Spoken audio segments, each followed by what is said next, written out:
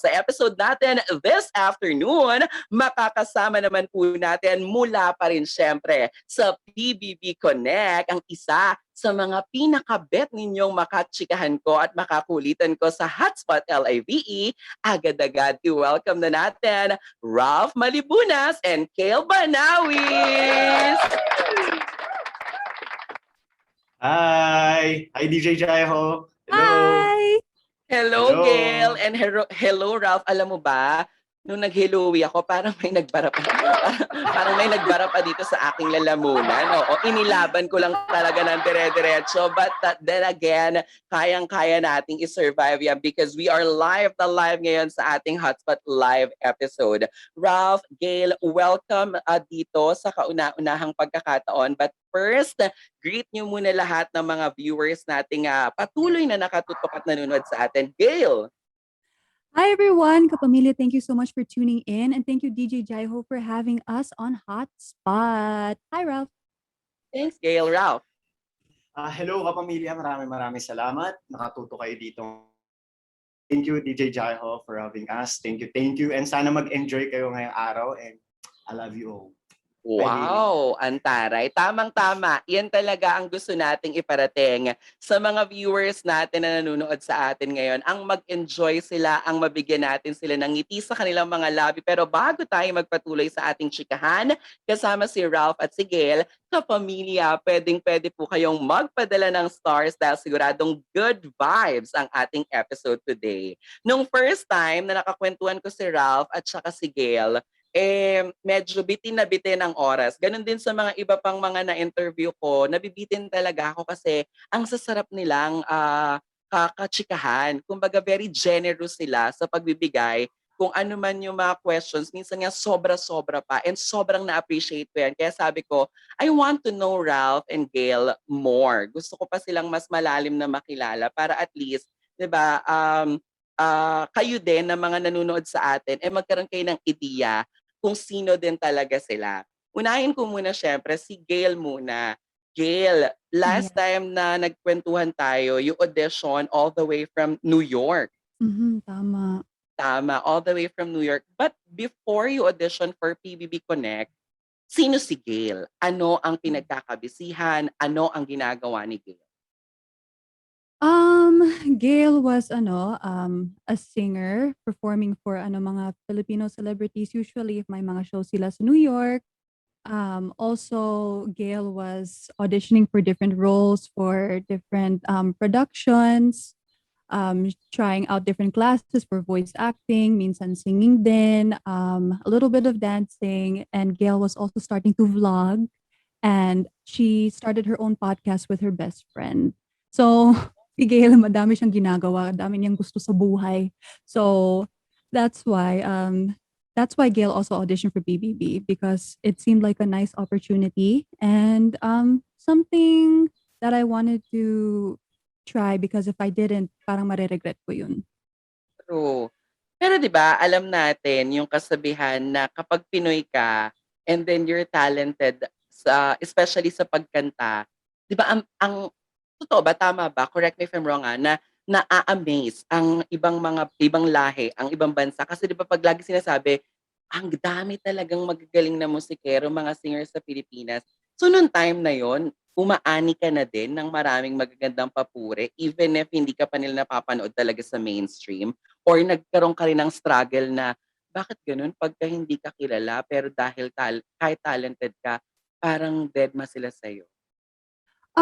I mean, sa New York, they're very open naman kasi it's a very diverse state in the first place. So, they're very open, especially mga Pilipino, di ba? Ang galing ng mga Pilipino, ganun. But Right. minsan, especially for like theater productions, there's still some sort of parang racism and there's a hindrance because minsan, even for them, like I'm not Asian enough, parang ganun, kasi hindi ako chinita or something. So, they're always looking for like a stereotype and they usually go for a different race instead of Asians, ganun. Kumbaga parang minsan natatabunan talaga yung talento, no? Kasi may preference sila. Totoo. Pero how did you handle that? Kumbaga, syempre, 'di ba, growing up, parang ikaw, you yourself, you're aware of that parang yung nakasanayan na ganun yung Mm. nangyayari. Papaano si Gail na, ay hindi ako titigil. I'll continue striving for this because this is my dream. Mm. I mean, growing up kasi wala rin akong masyadong nakitang mga Asian or mga Pilipino sa TV. So, akala ko talaga na it's not possible to have Filipinos or Asians on TV, on mainstream and be respected. Kasi usually, yung mga roles namin, pang geek or like the joke of the crowd, parang ganon. But lately, because I guess everyone is becoming more woke and more open to different types of people, diba?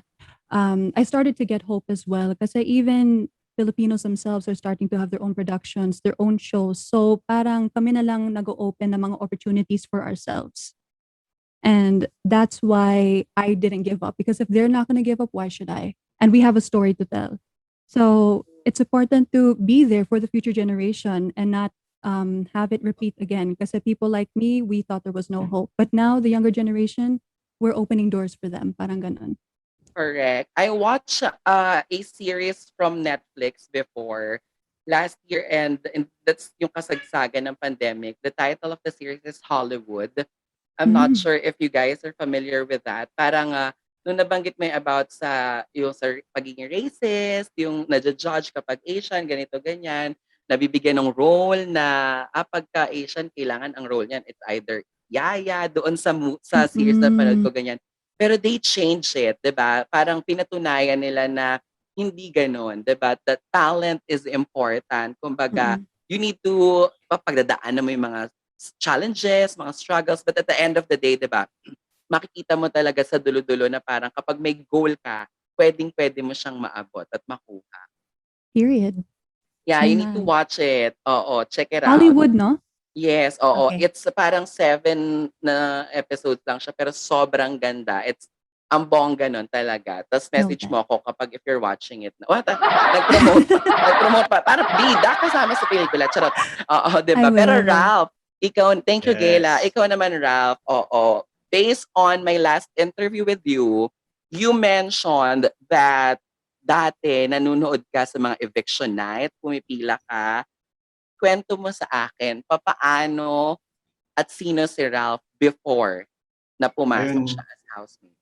ayun po, DJ Jai. O dati, isa ako sa mga fan ng PBB talaga. Lagi ako nagso-support ng mga ex-housemate. Tapos, ayun, nag-audition din ako sa PBB. Pumipila talaga ako kapag may audition. Kahit sobrang haba ng pila, kahit hanggang umaga, tinitiis ko yun para lang maging housemate. Pero yun nga, hindi ko pa time siguro ng mga panahon na yun, kaya hindi ako nakukuha. Kaya ayun din, dati rin, nag-extra din ako sa mga TV, yung mga dumadaan-daan lang, yung mga nakikita lang sa likod.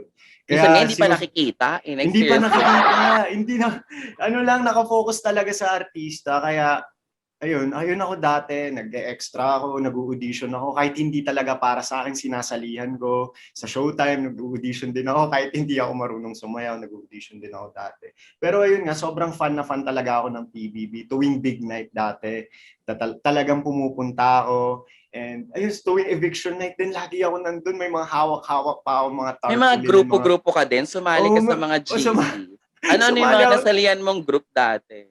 Kasi dati yun kila Myrtle yun yung season nila. Siya yung big winner. Pero yung Kambal yung Si sinuportahan ko. George and Si Jai. George and Jay yung sinusuportahan ko nung time na yun. Kaya, grabe iba yung feeling. Ngayon, iba na. Naging housemate na din ako, natupad na din yung pangarap ko. Kaya para sa akin, ayun ako dati na sobrang fan na fan. And isa lang dating nangangarap. Pero ngayon, di ba? Naging housemate. Totoo.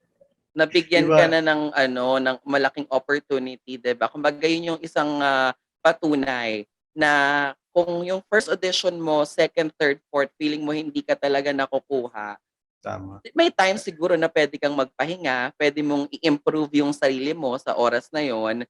Ano sa tingin mo yung dahilan kung ba't hindi ka nakukuha?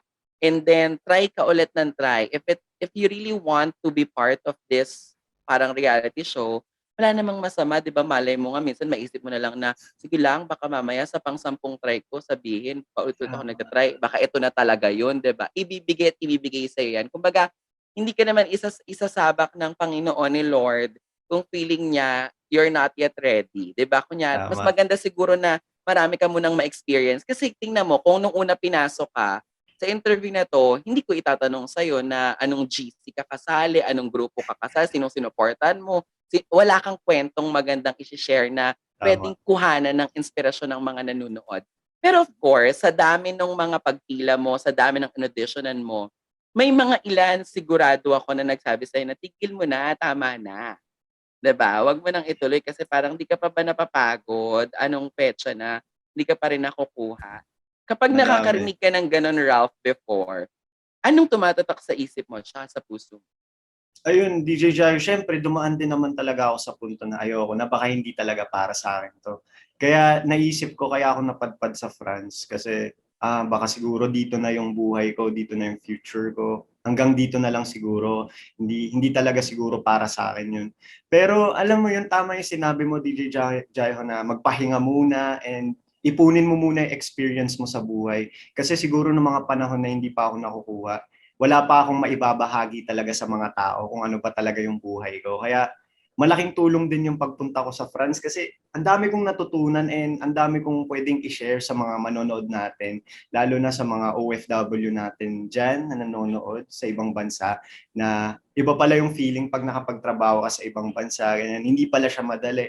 Kasi akala kasi ng tao kapag nagtatrabaho ka sa ibang bansa, mayaman ka kagad. Porket May nakita lang sa... ATM, Di kumbaga ba? magpapadala, Ganon yes. agad. Tapos syempre pag umuwi ka ng Pilipinas, sasabihin pasalubong, ganyan. Hindi naman pala ganon kasi akala ko kasi dati ganon eh. Kapag nag-iibang bansa, mayaman yan, ganyan. Pero behind the ano talaga, yung pinakatotoo yung reality talaga, hindi nila nakikita kung ano ba talaga yung hirap na dinadanas ng mga kababayan natin sa ibang bansa, kung paano talaga yung trabaho, kung paano talaga kumita ng pera. Kasi hindi naman talaga siya pinupulot eh. Paghihirapan, lahat naman ng bagay paghihirapan. Kaya ayun po, kaya masaya-masaya ako kasi ayun, masaya ako na bahagi ko yung kwento ko bilang OFW sa France and hindi talaga siya biro. And ayun, happy ako kasi nakwento ko sa inyo. Totoo, alam mo, grabe, ang ganda-ganda makarinig ng mga ganyang kwento na yung pagpapahinga. I remember, share ko lang, no, SKM. Wow. Share ko lang, hindi kasi nung nagkikwento si Ralph, parang about sa pagpunta niya sa France na parang feeling niya, hindi na talaga para sa kanya yung business, yung industry.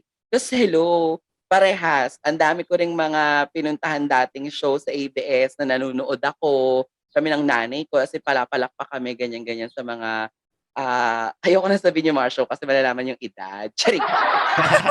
Ayoko na sabihin yung mga show, 'di ba? Basta-basta dati sa mga program, pipila kami sa audience entrance, ganyan. Ako ng mga classmates ko kasi meron akong hope dati na, ay baka mamaya may makakita sa akin, baka mamaya kunin ako artista, baka gano'n. May mga gano'n ako Tama, eksena dati. tama. Siyempre hindi naman pala ako gano'n ka-fresh and indeed innocent 18-year-old stunner that time. Parang hindi naman gano'n kagandahan pala, gano'n. Naisip ko na yun, sabi ko, ay baka hindi talaga. So mag-aaral na lang ako mabuti. Nag-mass comm ako, ganyan hanggang sa makagraduate. Tapos sabi ko, ay talagang wala. Parang kahit sa school, very busy ka na sa mga hosting-hosting, baka sakaling may makapanood. Hindi talaga. Hanggang sa dumating yung time na, ay ayoko na, baka sayang yung oras, we're not getting any younger, tumatanda ka na, ganyan-ganyan. Hindi naman pwedeng mag-antay ka lang ng mag-antay. And then alam mo, nung time na dumating yung nagsabi na ako ng hindi na to para sa akin, kinabukasan naman may tumawag na, oh, you're gonna be part of this show, co-host ka ni ganito. Agad, sabi kong gano'n. Ta's yun pala, napanood na pala nila ako sa mga dati kong mga hino-hostan. So, hindi na ako pinag-audition. So, parang yun, na-share ko lang. Wow. Na-share Tama ko Destiny. lang yun kasi Tama yung DJ Jayo pag di mo talaga iniisip or hindi mo na siya inaasahan. Parang sa araw siya na hindi mo talaga inaasahan or iniisip. Doon talaga darating yung bagay na gusto mo dati, di ba? true. Bigla-biglaan. True. Alam mo yung eksena no'n, pumirma na ako ng termination contract. Kumbaga parang tama na kasi I'll go back to call center, gano'n. Parang magko-call center na ako ulit. Tapos parang the next day tumawag. So kaya ko lang naman siya nakwento kasi dun sa story nga 'di ba na, ikaw nag-France ka na lang ganyan, in fair, oo. Saya opening pa lang ng chikahan natin ang dami ng mga natututunan, nakaka-happy yan. Ang daming mga napapangiti sa atin. How's life after PBB Connect, Gail? It's so new kasi it's my first time living, but staying in the Philippines for so long din. Tapos, usually nagbabakasyon lang ako dito. Tapos, my first time in Manila, and then I don't even get to go out dahil sa quarantine and COVID and everything. Tapos, halos lahat ng mga ginagawa ko nasa social media na. And minsan nakakapagod kasi like I have no time to really just think and like just be zen and centered and everything. But it's really enjoyable but also very tiring kasi there's a lot to do, a lot to prepare and everything. Pero alam ko naman it's for my dream and it's gonna be worth it at the end. So all the pagod is worth it. Yun. Totoo. We don't Tama. judge Gail and don't get Gail wrong sa sinabi niyang Mm-mm. nakakapagod. Alam niyo, totoo yan. I'm sure hindi lang siya, hindi lang ako, hindi lang tayo na mga more ang ginagawa sa digital world. Kasi di ba nowadays, yung mga work din is work from home. It's really Mm. tiring because dati ang pagod nating lahat is yung kapag babiyahe tayo going dun sa workplace natin. Pero ngayon kasi parang hindi na natin na yung workplace natin nasa kwarto natin, nasa bahay natin. 'Di ba dapat pag nasa kwarto ka or nasa bahay ka, yun yung comfort zone mo for you to rest. 'Di ba parang gano'n? Pero because of the quarantine, we are thankful, opo, and we are very blessed na continuous yung trabaho natin. But at the end of the day, 'di ba minsan naiisip mo na, okay, nakita ko na naman yung ilaw, yung laptop ko, work na naman ako. 'Di ba parang gano'n? Pero that's okay kasi normal naman siya na pinagdadaanan and ang perfect niya na nakikuwento natin, kasi minsan the more na nagiging silent tayo at kinikimkim natin yung ganyang klase ng bagay na, "Yeah, I'm okay, I'm good. Oo, walang problema sa akin yon." 'Di ba parang mas nagiging mabigat sa dibdib natin kasi we're not telling and showing what's the real emotions that we're feeling talaga. Mm. Yeah, and then we have to prepare Tama. everything ourselves, our own setup, 'di ba? We have to like have different roles instead of just having to do what you have to do, like sing. Now like we're like the tech squad at the same time, ganun. So sobrang naninibago ako, but I'm learning a lot. So I'm very grateful for this.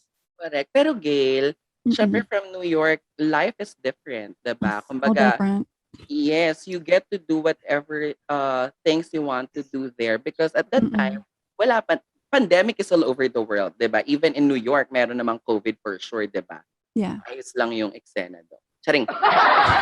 So parang ang eksena, 'di ba, Gail, ang ganap ngayon na nandito ka sa pangarap mo at ganito yung situation, may mga questions ka in mind na parang, is it worth it na nandito ako sa Pilipinas and then nasa loob lang ako ng bahay and everything, something like that. May mga gano'n kang nagiging think. I have instances din naman kasi It's a feeling ko sacrifice, parang eh. yeah. Sacrifice 'yun, 'di ba, yung your life in New York is okay, and Mm-mm. then ito okay din, pangarap mo 'to, 'di ba? Pero siyempre may mga times na, ano kaya, paano kaya kung ano? I mean, even just being as an entertainer, everything is always uncertain. So, especially na nandito ako sa Pilipinas, hindi ko kasama yung mga parents ko, ganon. I don't have my solid support system with me physically. And it's hard kasi baliktad din yung oras and then I have to adjust to their time to talk to them to get strength again, parang ganon. But it's really strange because I feel like I'm in limbo. I don't know what's going to happen. Will this work out? Am I doing things right? Ganon. But then at the end of the day, I always have to just trust that everything happens for a reason. Ganon. Kasi even my journey coming to PBB was not easy, but then the stars were just aligning every time I wanted to give up. Ganon. So that in itself is what I remind myself na parang there's a reason why I'm here. And I'm going to keep working for it. And I know it'll be worth it at the end. Totoo, 'di ba? Relate dun sa topic natin kanina, kapag nagi-give up na tayo, dun talaga nag-a-align ng stars, 'di ba? Dun talaga siya papasok. Gail, medyo na-fragile ako nung nabanggit mo na you don't have your solid support system with you, your Mm. family, hindi mo sila kasama. Sa panahon na ganito yung nangyayari, Gail, syempre 'di ba, not all the time magaganda ang sinasabi ng tao. May mga Mm-mm. nababasa kang mga comments. How do you handle that kind of yung mga nakikita mo online sa social media if meron man? And Mm-mm. papaano 'pag nandun ka sa moment na, "Mom, Dad, family, I need you," pero hindi tayo Oo. parehas ng oras. How? Um, Papaano? I mean, alam naman ni Ralph yun na like I'm very sensitive with words. So it does get really hurtful sometimes. But I have to remember too na being a fangirl, even myself before, na it's so easy to get overwhelmed with your emotions na minsan yung mga sinasabi mo, it doesn't make any sense and you're not even thinking about the other people as people anymore. So I try to think of it from their perspective na lang. Kasi, di ba, yung mga idols mo, like, you give your whole heart to them. So I understand minsan when someone is going to say something negative about me that, it's just emotion and it's just part of the human experience. And I also understand that hurt people hurt people. So they must be going through something as well, diba? And sometimes it does get overwhelming. So kinakausap ko si mommy, ganon, and then she reminds me too na it's part of it. You wanted this, and it's part of the experience. And if no one is mad at you, then you're not doing anything. So at least I know I'm doing something. Totoo. And in addition to that, I'm not sure kung sa inyo ko ata nakwento or sa iba kong interview. I remember before, with this show, Hotspot started 2014 or 2013 if I'm not mistaken.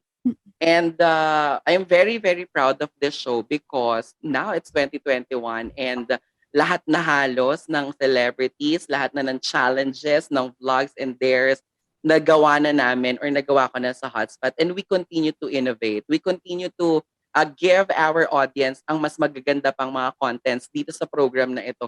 Hello, kung babalikan niyo yung mga hotspot ko dati, itsura ko doon. Lord. 2013 or 2014, grabe. As in, alam mo dati, sa labas lang kami ng ABS-CBN nagsushoot hanggang sa Wow. nagkaroon na kami ng something and everything.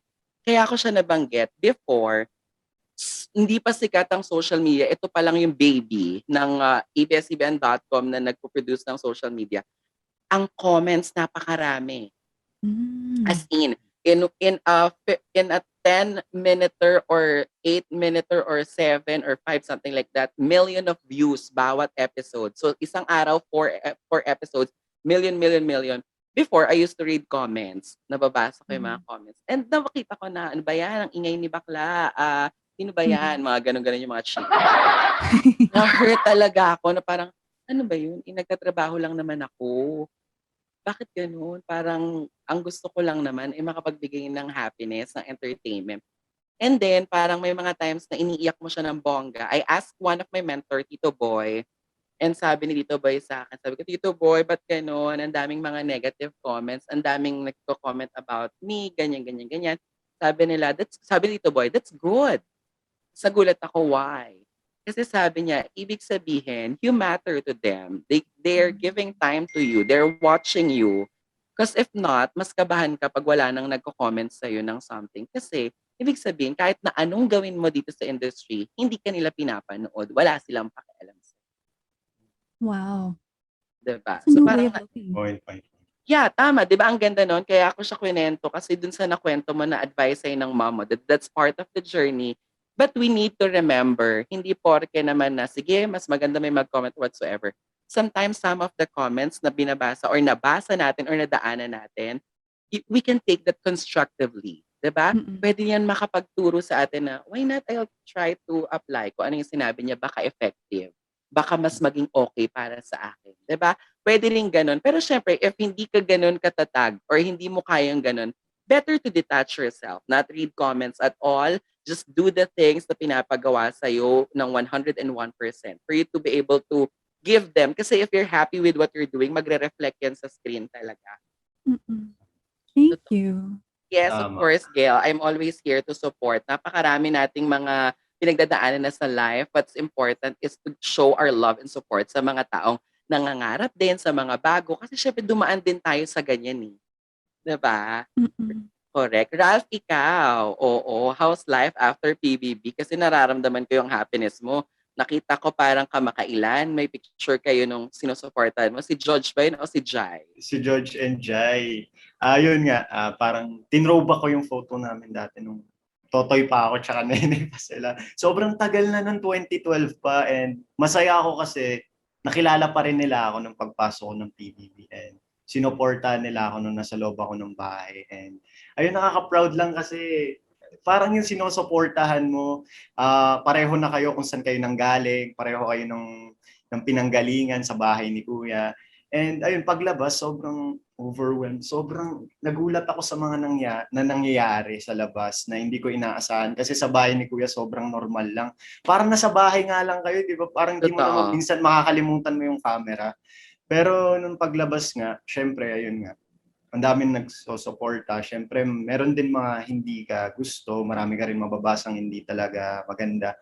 Pero ako naman, kapag nakakabasa ako ng yung sa mga bashers, parang una nasasaktan ako kasi kilala ko naman yung sarili ko Anong eh. pinakamasakit na nabasa mo na talagang napatanong ka at napatawag ka na sa family mo na, ganito ba talaga? Ganito ba talaga dito? Ayun, parang sabi, parang balimbing or parang user, ganun daw ako. Ganun daw ako. So ako, kilala ko naman sarili ko, hindi naman ako ganun. Pero iba kasi parang pinipilit nila na ganun ka. Pero kilala mo naman sarili mo, kinausap ko yung kuya ko, ganyan. Sabi ko, bakit ganito? Hindi naman ako ganito, kilala niyo naman ako. Pero ayun nga, sa mga ibang comments naman parang binaliwala ko na lang siya kasi mas pinapansin ko na lang yung mga naniniwala sa akin. And yung mga positive comments na lang yung mga pinapansin ko. Kaya dinidedma ko Totoo. na lang sila, di ba? Kasi ayun nga, tama yung sinabi mo, DJ Jaiho, na wala ka pag hindi ka nila pinapansin, di ba? Kasi ang dami nilang pwedeng gawin pero napapansin ka pa rin nila. Ang dami nilang time, ha? Tsaka updated Parang, sila sa'yo, di ba? Kasi yung, yun yung nga buong, eh. yung buong buhay mo talaga, alam na alam nila kung nasaan ka, kung sinong kasama mo, para talaga namang, housemate kita. Nandito ka sa bahay na parang gano'n. Oo. Totoo, ini-stalk ka pa rin nila. Kaya, ayun, deadman na lang din. And saan masaya sila sa ginagawa nila. Kasi alam ko hindi rin sila okay. Kaya siguro sa pamamagitan ng ganun, doon lang sila na giging okay. Nabibigyan ng ano, no? Pero hindi naman Pero talaga syempre, let's maganda not yung tolerate that, 'di ba? yes, In the tama. Oo, sa panahon na ganito na yung nangyayari, instead of, 'di ba, spreading hate, negativity, let's give parang let's sabi nga, 'di ba, let's unite and magtulungan din po tayo kasi mas masaya yung ganung mga eksena na parang okay lang minsan pero sometimes kasi pag nagbasa ka sobrang below the belt na, Sobra. todo-todo na, oo, as in. Grabe. Kaya Taray nung ayun. taray nung interview natin ngayon 'no, in fairness talagang parang in-depth, get to know, gano'n talaga. So serious. Oo, very Serious ka seryoso man. tayo ngayon. Oo, seryoso tayo. No, pero I wanna ask you both, kung hindi kayo, sumali ng PBB, ano sa palagay niyo ang, mga pinagkakaabalahan ninyo ngayon? For me, I'd still be writing songs, music, still auditioning, probably editing vlogs, still podcasting, still going after the dream pa rin. Kasi I feel like I can't exist properly if I don't. Ralph? Ako siguro, syempre, galing akong France. For sure, hanggang ngayon sa mga ganitong oras doon, nasa trabaho ako, nasa part-time ako, naglilinis ako ng Airbnb, nagsusundo ng mga alaga ako sa school. And ayun, parang todo work, ano lang talaga, todo trabaho talaga sa France hanggang ngayon. Ayun yung nakikita ko kasi, akala ko kasi nung hindi ako makakauwi, parang hanggang dulo, doon na talaga ako. As in, doon ko naaayusin yung future ko. Pero ayun talaga, puro work lang talaga kasi sobrang imposible kung magagawa ko pa yung pangarap ko. Pero before naman ako mag-PBB, gumawa naman ako ng vlog. So, ayun, after ko dito, napansin naman nila kung ano talaga yung buhay ko dun sa France. Kaya malaking tulong din kasi napanood nila and maraming nakapansin. Kasi dati, 3 viewers lang yung nanonood. Tapos ngayon nagulat ako, ang dami nag-views. Kaya sobrang thankful talaga dahil ayun, nakapasok ako and ang laking tulong na mapakita ko talaga kung ano yung buhay namin dun sa France. Anong pinaka-advice ni kuya nung nasa loob ka ng bahay? Same question para sa inyong dalawa. Ang hanggang sa paglabas niyo ay baon-baon niyo pa rin? Mhm.